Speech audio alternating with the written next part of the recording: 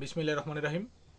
2026 সাল থেকে সারা বাংলাদেশে একযুগে শুরু হতে যাচ্ছে ল্যান্ড অটোমিউটেশন বা জমি খারিজ বা কর্তন। গ্রামের ভাষায় এটাকে বলে খারিজ করা। সাধারণত আমরা জমি রেজিস্ট্রেশন বা রেজিস্ট্রি হওয়ার পরে, দলিল হওয়ার পরে আমাদের আলাদা করে খারিজ করতে হয়।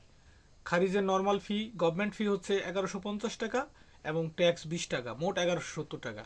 সারা বাংলাদেশে একটি চক্র এটাকে 10,000, 12,000, 15,000 একটা শিল্পের পর্যায়ে নিয়ে গেছে। সাধারণ মানুষের ভোগান্তিটা এত দূরে চলে গেছে।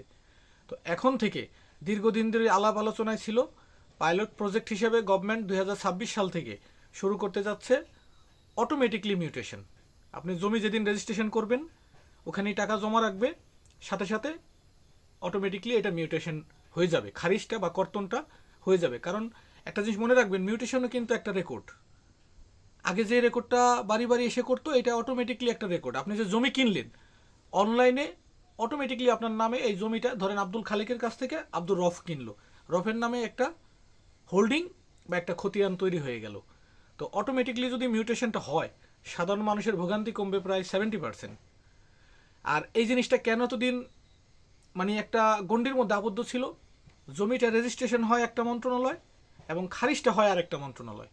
এখানে দুইটা মন্ত্রণালয় জড়িত, মিনিস্ট্রি জড়িত, একটা হচ্ছে ল মিনিস্ট্রি, একটা হচ্ছে ল্যান্ড মিনিস্ট্রি। এই বিষয়টা আমাদের মনে রাখতে হবে। মিউটেশনটা হয় হচ্ছে ভূমি মন্ত্রণালয় আর জমিটা রেজিস্ট্রেশন হয় হচ্ছে আইন মন্ত্রণালয়।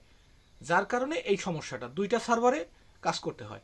তো এখন থেকে অটোমেটিক্যালি জমি রেজিস্ট্রেশন হওয়ার পরে জমি মিউটেশন বা খারিজ হয়ে যাবে।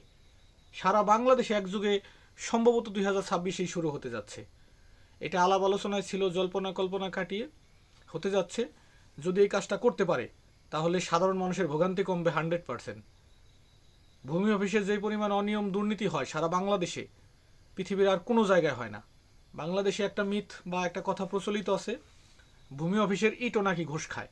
এই কথা চরম সত্য, এ ব্যাপারে সন্দেহের কোনো অবকাশ নেই। বিশেষ করে সাব রেজিস্ট্রি অফিসে যে ধরনের অনিয়ম দুর্নীতি হয়, আমি যদি আমার দুহারের কথাই বলি, আমার নিজের চোখে দেখাও একাধিক ঘটনা আছে।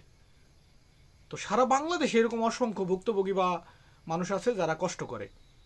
তো গভর্নমেন্ট যদি চায়, তার সদিচ্ছা থাকে, ল্যান্ড সেক্টরের যে পাইলট প্রজেক্ট আছে চাইলে এটাকে কাজে লাগাতে পারে এবং আশাবাদী আমরা যে এটা হবে। ধন্যবাদ। ভুল ত্রুটি হলে ক্ষমা সুন্দর দৃষ্টিতে দেখবেন।